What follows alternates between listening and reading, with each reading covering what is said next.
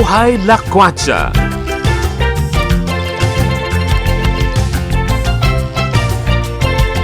O, partner. Yes, partner! Ang buhay lakwatsa talaga. Walang pinipili. Kahit umulan, umaraw, bumagyo, kailangan natin magbigay ng hatid ng kaalaman sa ating mga listeners, televiewers. Mula Luzon, Visayas at Mindanao. Ngayon, nandito tayo sa Caloocan, sa may 8th Avenue. Dito tayo sa Vintage Event Place na pag-aari ni Kagawad Edong Almilla. Oo, galing. Kabisado mo, Siyempre. partner. Dahil territory mo ba to? Hindi Oo naman, nga. kaibigan natin. Yes. Oh, so, Pero nasasakupan ko to. So, rain or shine, talaga naman, kailangan po namin maghatid ng mga idea kung paano nyo i-enjoy lagi ang inyong weekend. It's a Yes. commitment po, mga kabuhay lakwatsa. At dito, well, kakaibang feature na Yeah, naman, alam mo ba yung partner. yung nasa loob nito ng Oo. event place na to? Yes. Yung mga old replica na, for example, lumang refrigerator. Meron? Meron siya dyan. Okay. Ano pa? Lumang TV na black and white pa nung araw. Okay. Yeah, at kung ano-ano pa. Mamaya, may pagpasok natin, makikita mo yung mga Vintage. nung kabataan mo pa. Yeah. Oo. Makikita mo, Ganun. maalala mo. Uy, panahon ko to Ikaw rin. And then sabi mo, pareho lang tayo. Mga vintage. Okay. So, Vintage things. ibig sabihin, partner, mga vintage, lumang tao, Yes. meron din sa loob. Wala. Hindi. So, ibig sabihin, magbabalik tayo sa nakaraan. Yes, correct. I-refresh Exact word. natin ito. Exact word, oh. Kaya ito sigurado, dapat abangan, panoorin ng mga Gen Zs, no? Para may idea sila kung anong klase music ba noon. Tama ka, kasi nung araw, hindi nila, eto mga kabataan ngayon, partner. hindi nila naabutan to. Okay. Panahon to ng kabataan natin. I see. Okay. So, yun po. Kaya ini-invite po ulit namin kayo ni Partner A na samahan kami sa another episode ng Buhay Lakwatsa. Lakwatsa. At siguradong mag-e-enjoy po kayo at ma-entertain, partner. Yes, oh. Yes. Okay, tara po.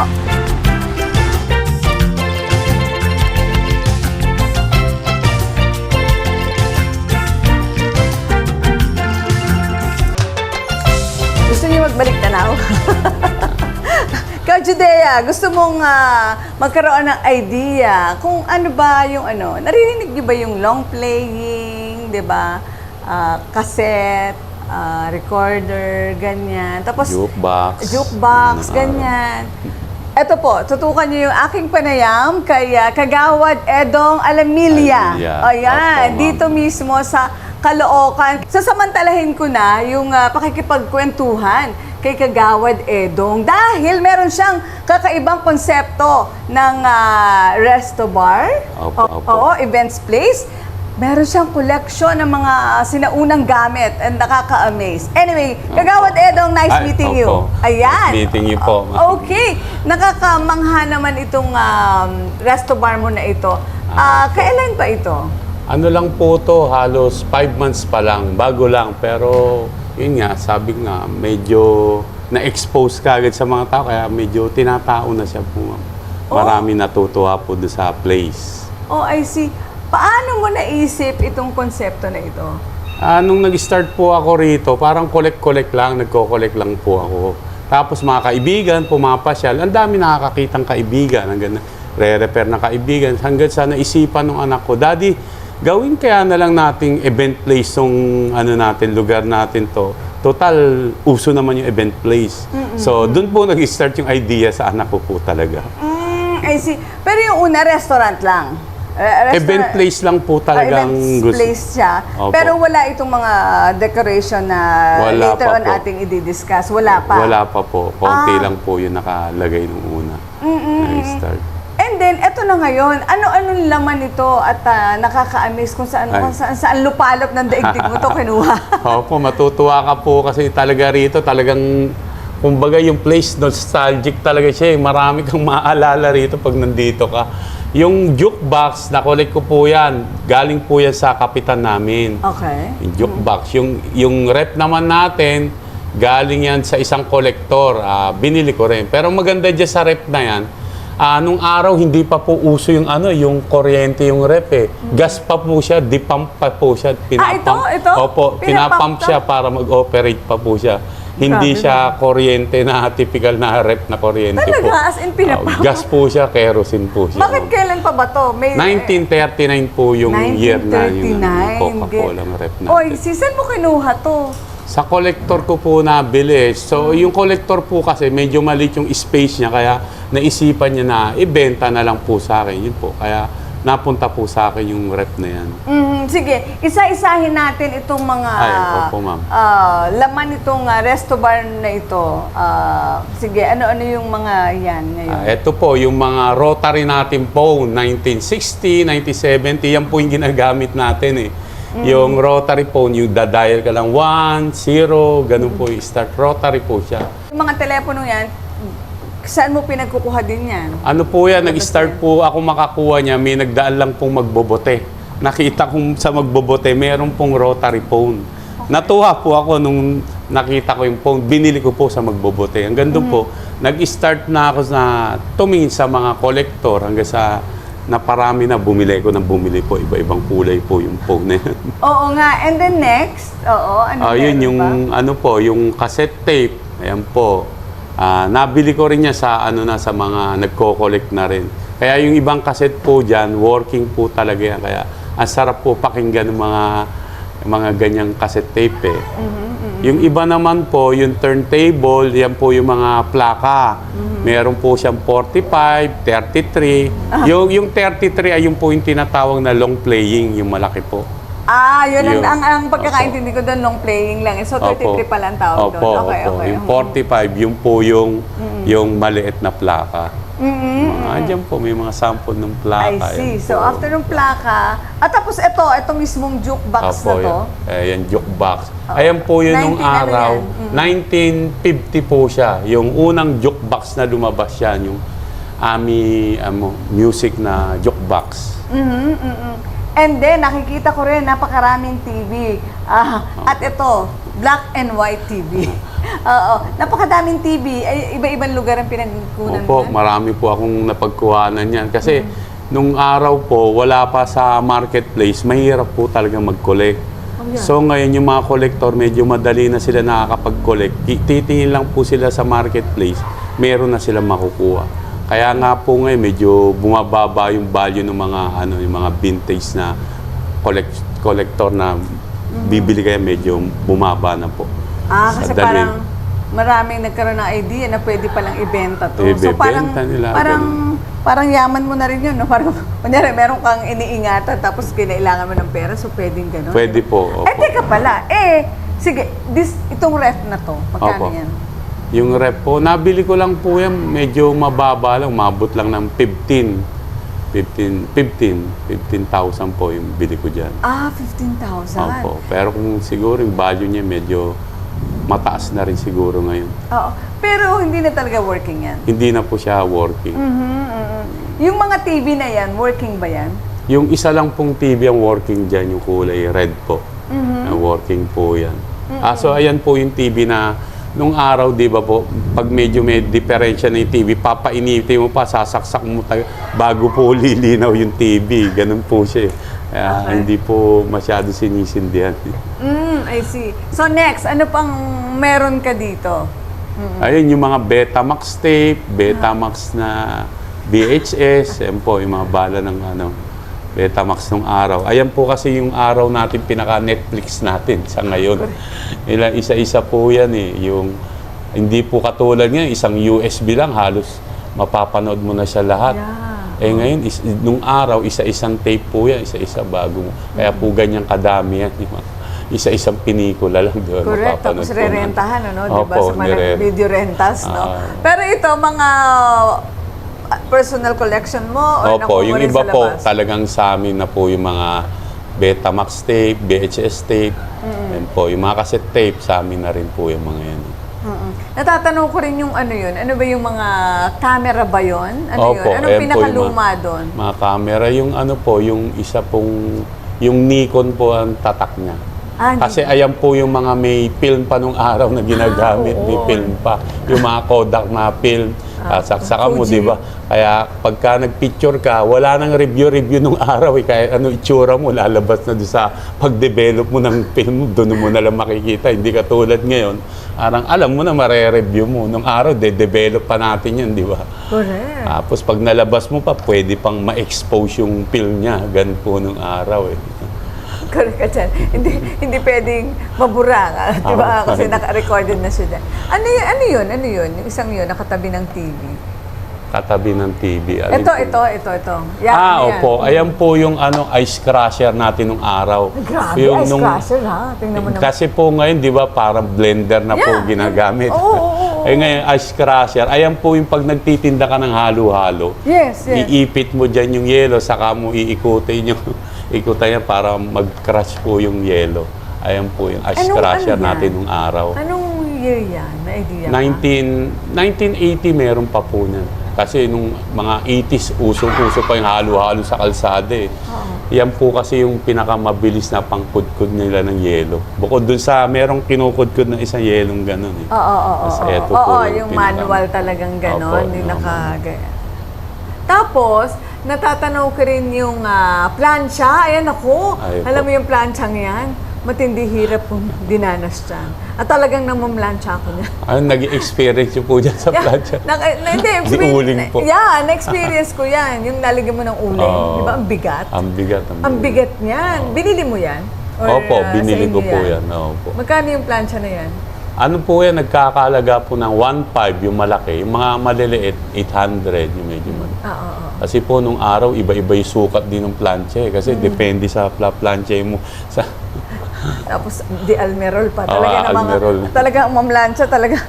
Grabe, heavy duty talaga. So yan, pero noong nabili mo yan, nagagamit pa yung plancha? Opo, working po lahat yan yung plancha. Kahit ladyan po. Yung maganda nga yung mga ganyang gamit nung araw. Parang kahit walang kuryente, magagamit mo sila lahat eh. Hindi Yeah. katulad ngayon, puro di kuryente na eh. Correct. Kunyari, yung ice crusher, ano mo lang, ikot mo lang, yung plancha. Pwede, no? Kung lalagyan oh. mo lang ng uling, no? Oo, ngayon. Kahit walang oo. di kuryente, pwedeng nung araw. Ang daming gamit na pwedeng, pwedeng hindi di kuryente nung araw eh. Ngayon kasi puro Hindi, kasi electric na. kasi marami naman talaga no, na walang electricity, di ba? Opo, Oo, opo. kaya wala talagang Diyos kundi yun. Pero imagine sa paglipas ng panahon yan, nag-level up. And ayun, paikot kami doon sa natatanaw ko. May nakikita pa akong electric fan. Gaano katagal na yan? opo. ano yung ganyan? electric fan? 1950 po yan, yung electric fan po na yan. Yan yung Westinghouse ang tatak. Di, ang Ayan bigat yung niya, no? napakabigat na electric fan. Correct. Na tumitimbang po yan ng 8 kilo yung electric fan na yan. Working pa rin po yan, working pa. Yung Anong electric hangin fan. yan? Ang hangin pa rin naman yan, lumalamig pa rin naman yan. Opo, mas maganda yung hangin yan, buga ng hangin Sabagay, niya mas kaysa yung mga malakas. ano po ngayon. Opo. Malakas lang po siya sa kuryente. Kumbaga sabi mo, Kasi 8 baka- kilos siya, so ang hirap niyang matumba. Ngayon, para masagi mo lang ng konti, Opo. tumba na yung mga electric Oo. fans. Saka po yung electric fan na yan, pag yung mga bata nasundot yung kamay niya, lusot po yung kamay nila dyan. Hindi katulad ng mga electric fan. Safety na. Yan, ang lalaki ng butas eh. Makakadisgrasya kung sa mga bata po. Grabe, oo. Ayan, paikot na kami ng paikot. Ayun, oo, another ako, ano din yan eh. Kumbaga personal kong natunghayan yan. Yung lalo sa probinsya, nagpaparenta ng comics. May harapan, may sari-sari store, tapos may 2 bangko sa gilid. Ayan, ganun. Makikita mo, magkakadikit yung nagbabasa ng comics, Apo. no? Opo, basa ka ng comics, re-renta. Kasi may sinusubaybayan ka. Yeah. May mga, itutuloy, mga Yes, ganun. Hindi. oo. Pero meron din naman mga comics na wakasan. Wakasan. Mga wakasan. Oo. Tapos Ako, paborito ko dyan, love story eh. upo ka sa isang tabi, minsan 10 centimos, 25 centimos, yung sa isang comics. Minsan pag talagang mahilig ka, aarkila kang madami, iuuwi mo sa bahay, doon ka magbabasa isa-isa. Correct. Yun yung libangan ng araw. Correct ka dyan. So, nakalagay dyan, comics for rent. Totoo ba yan? 25 cents? Pinaparent mo talaga? Hindi naman po. Kumbaga, nung araw, kasi ganyan po yung mga nakalagay sa tindahan. Correct. Kaya, ganun na lang din nilagay ko po for rent para ma-recall nila ulit na, oo nga pala, ganito dati pinare-rent yung mga comics. Pero meron pa ba ngayon na ganyang style or something? Ay, wala na po. Aha, wala ka na mabibiling comics. Wala Pero na. di ba parang pag naisip mo, parang pwede pa rin yun, di ba? Kaya lang wala na yata si Carlo J. Caparas. Wala na. Wala na. Dati sila yung mga ano Di dyan. ba sila yung mga famous na taga-sulat ng mga ng mga story dyan Opo. So wala na talaga. Pero kung i-revive kaya, ano kayang positive? Pero hindi na rin papatulan, no? Kasi fast-paced na Oo, no? wala na talaga. Pero, kasi di ba present pa rin naman yung mga sari-sari store. Oo. Kaya lang cellphone na hawak, Wala, no? cellphone na po. Wala na po. And dun sa baba nung comics for rent, yung song hits. Ay, okay. yung song hits natin. Ano nga yung song hits? Ay, sila ano yung song hits kasi dati, ayan yung wala pang mga halos videoke dati nung araw po na may mga words na Kaya magbabasa ka sa song hits para malaman mo yung mga lyrics, kung tugtog niya, yung kanta niya, di mo malalaman sa song hits. Ganun po, nabibili rin po yan. Oo, ngayon, di ba, pindutin mo lang sa phone, di ba, andun yung lyrics. Meron na. Konsi, dapat ito, mag-song hits ka.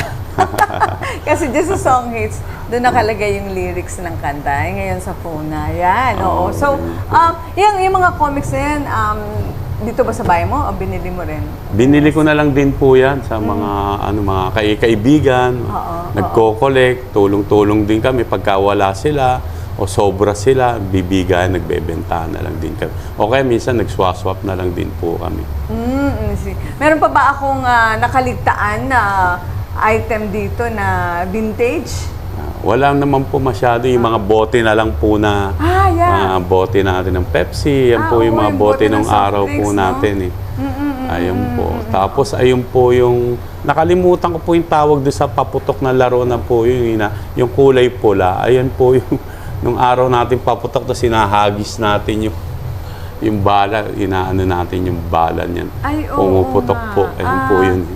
Yan yung inilalagay sa yung malilim, parang mga pellets. Oo po, yun po. Yung mga parang nakalimutan. Gamot na nakalagay ayun, sa opo, ayun po. Oo nga So nakalimutan ko rin. But, so anyway, so, dito sa pagkolekta mo na to, anong nakuha mo dyan? Bakit ginawa mo din yun? Kasi syempre, hindi din yan, kumbaga pera din yan kasi marami And then, parang iniisip mo lalo na ngayon, yung mga tao puro ang gusto naman bago. So, bakit mo naisipang mangolekta pa? Naisip ko lang din mag-collect kasi nga, una nga po, nabibili ko nung una sa magbobote. Iniisip ko, mura sa magbobote, investment na rin po pagdating nung time. Kasi mura ko po makukuha sa nagbobote. Tapos po, at the same time, parang tumataas yung value niya. Kaya parang investment ko na lang din po. Investment ko siya, pero habang nagko-collect ako, natutuwa po ako Kaya po yun yung nagiging benefits din sa akin. Nakaka-relax para sa akin habang nakikita ko yung mga collection ko. Parang nakaka-lesson siya. Ayun, nakaka-relax, no? Bawas stress siya, no? Parang ganon. Yun yung parang napupulot mo siya. Opo, ganun po. Kahit nakaupo lang ako dito sa loob ng bahay, nakikita ko yung collection ko, re-relax po ako. Ganun po yung pakiramdam ko. Sa paghihilig mo no? Kaya ganon. Ang maganda naman po ngayon, naging benefit sa akin, para naging negosyo ko siya. Ako yung nagkaroon ng chance para ipakita sa mga tao yung mga lumang gamit. Tapos natutuwa siya. So, ang ganda po sarap po sa pakiramdam pagka ganun po yung na-appreciate po nila. So usually nakakakuha ka ng positive reaction. Opo. Ang sinasabi nila. Sobra po sila natutuwa. Sobrang daming kwentuhan. Yung maalala na nila yung kabataan nila, gamit nila nung araw, pati po yung mga laro-laro nila nung kabataan na naalala nila. Pati po doon sa mga laruan text po na gano'n, yung text. Kasi yan po yung laruan natin yung araw, kung ano po yung palabas sa sine, sa pinikula sa sine, yun po yung lumalabas na text na natin, mga Panday, Fernando po yun. Yun po, text po tayo I see. So, itutuloy-tuloy mo ba ang pag-collect nito? Sa ngayon po, naging okay na yung pakiramdam ko kasi iniisip ko nga po nung araw, investment ko na lang, kaya tuloy-tuloy po akong mag-collect. Ngayon po, yung collection ko, parang naging business ko na, parang everyday kumikita na, parang okay na po ako sa gano'n. Nagkakaroon na po ng income dahil po sa collection ko. Parang ito kasing mga vintage items na to ang nagda-drive sa mga tao para to Opo. come here. Opo, ganun nga po. Oo, so yun na yung sikreto nito. Kaya po, ang market ko po rito, talagang mga medyo may age na. Thundercats? Opo, ngayon po. Pero mas maganda naman po yung naging market ko kasi nga, yung mga may edad natin Yung may pera. Yun po, yung may pera, yung mga established na tao, kaya natutuwa po sila dito. And then, sa mga gustong parang magkaisip na idea na gayahin tong concept na to, ano yung dapat nilang i-bear in mind?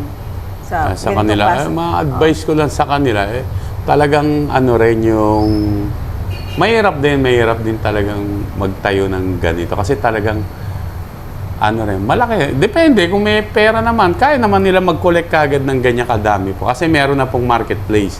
Hindi po katulad ng nag-start kami, nahihirapan po kami maghanap talaga ng mga item na mahirap pa po. Ngayon po, madali na. Madali na po maghanap ng mga item na ganito. Ayun. So, sige, invitein mo yung ating mga Ay. tagapanood at tagapakinig. Opo, kagawad. sana po mapasyal ko kayo dito sa Vintage Event Place. Open po kami ng 5 p.m. hanggang 3 a.m. Dito po to sa Caloocan, 8th Avenue, Grace Park, 8th Avenue West. Sigurado po.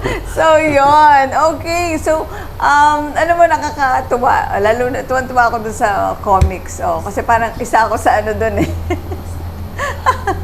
na ano nun, isa ako sa fanatic na magbasa ng comics nun. So, ayun po, kung gusto niyo magbalik tanaw sa nakaraan, sa ilang dekada nang nakalipas, punta po kayo dito sa Vintage Event Place. Events Place. Kay Kagawad Edong, dito mismo sa May Caloocan. And nakaka-amaze yung mga nanditong products na kung saan-saan niya po hinagilap. Pero ngayon, napagsama-sama niya dito sa kanyang Events Place. Okay? So, yan muna. Bye!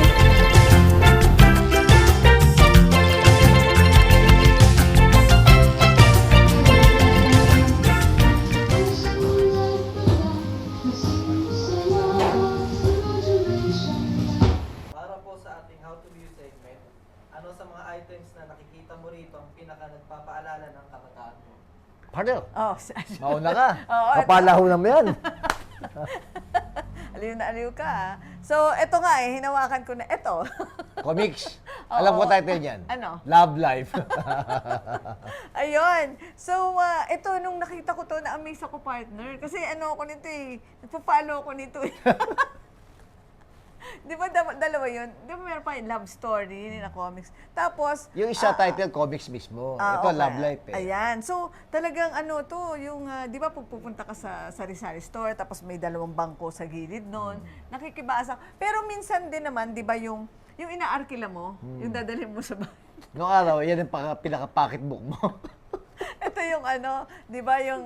Pocketbook. Yeah, at saka ano, yung entertainment. Kasi di ba, yun. So, ayan, kaya na-amaze ako nung nakakita ako nito dito. And yeah, ang sarap ng feeling. Yes. Ikaw naman, partner. Siyempre, partner Ano? ako. Ano? Para sa akin, ang Ano? paborito ko. Yes. Jukebox! Ganon. Oo, kasi nung araw, nung bata ako, nakikita ko niyan eh. Naalala ko, sinasama ko ng tatay ko. Okay. Naguhulog sila ng sentabo. Okay. 5 yata noon. Ayan. Para patugtugin Ayan, yung... ah, para patugtugin yung Sa plaka. plaka na number 45. Okay. Yung 45 yung size yun eh. Okay. Tsaka yung long playing na number 33. Oo, Alam ba okay. yan? Hindi, maliit yung 33, tama ba? Hindi, 45 yung Okay. ito, yan. Sige, sige. 33 ito. Ayan, ang dami, no? oo. Okay. Oo. I see. So, yan pala yun. Ayan nga, may nakalagay nga eh. Tsaka Oo. ngayon, wala ka nang makikita sa Pilipinas ng ganitong uring jukebox. Oo. Ano yan, hindi yan tutugtog pagka Walang walang bayad. coins, oo. Kaya pala, di ba madalas din natin naririnig ngayon yan sa kwentuhan? Oo. Para kang jukebox Oh, Di ka jukebox kakan- king, jukebox queen. Oo, kaya minsan may ibang kwento, di ba? Minsan parang may uutusan ka. Oo. Tapos ay sumunod kung hindi bibigyan mo ng bayad. Yes, Kaya oo. para kang jukebox Yun pala yun. Yes, ito yun. Oo. Kaya ako natutuwa dahil sa itong event place na to, meron silang jukebox. Mhm. na talaga nagpaalala sa ating kabataan, Yes, sa oh. ating nakaraan. So, Oh, di ba? partner, ano ang sikreto mo ngayon? Ba't parang masigla ang katawan mo? Oo naman. Siyempre, andyan po ang Immune Advance at ang Plavon Pro Yes. na kapartner namin sa aming pagpapalakas ng immune system at para mapanatili na yung aming mga kasukasuan ay hindi sumasakit. Di Correct, ba? partner. Correct, partner. Sige. So, yeah, once again, meron naman po kayong nalaman sa aming mag-partner. Kaya hanggang sa susunod. Partner, Anong? napakinggan mo ba? Alin? Ang tugtugay ni Sharon Cuneta. Oo, Ha? yes, oo naman. High Ni Elvis school Presley. life. Correct. At ng Beatles. Yes. Dito sa Vintage Bar Event Place. No, na matatagpuan to sa Caloocan. Yan sa may 8th Avenue. Talaga namang kaaya-aya na dapat pasyalan ng mga taga-Caloocan at mga taga-karatig lugar o syudad.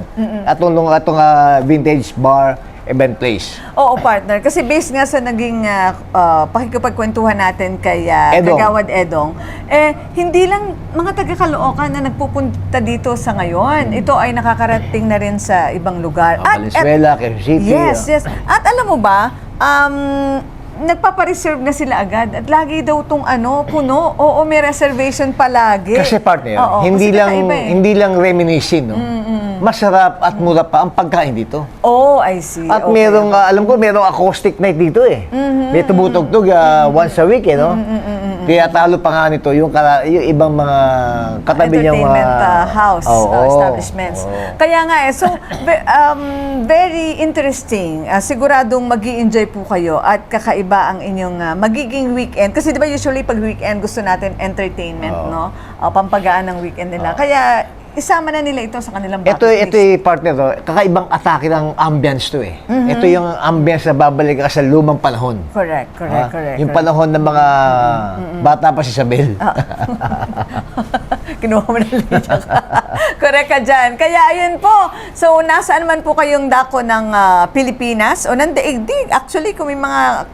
Kasi alam mo naman ngayon, kahit ka nandito sa isang specific na lugar sa Pilipinas, pwede ka rin puntahan ng mga kababayan natin na nasa No, abroad. dadyuhin. Pag uwi nila dito, ayan, target na nila yan. So, Siyempre. ayun po, sigurado mag-enjoy kayo dito sa inyong, kung bibisitahin niyo po itong Vintage Bar and Events Place. Okay? So, Partner, yes. talagang ang buhay lakwatsa. Hindi lang we love food, Yes. travel. Yes. We love history. Yes. At syempre, we love entertainment. Perfect, di ba? Kaya dito talaga sa Pilipinas, there's a lot more to see. Love the Philippines. Ako po si Caloocan City Councilor Arnold Divina. Ako naman po si Aida Gonzalez sa inyong Good Vibes Queen. Bye! Bye! Sige po, kahit double po yun. Yeah, o nga pala, pwedeng na ipapatong. Nakalimutan niyo na, ma'am. Oo, yeah. Tapos ito po yung start niya po. Ito, sa kanya po lagay yung kalayo. Ayan. Tatay ko tuwan-tuwa pa nun pagka-fiesta.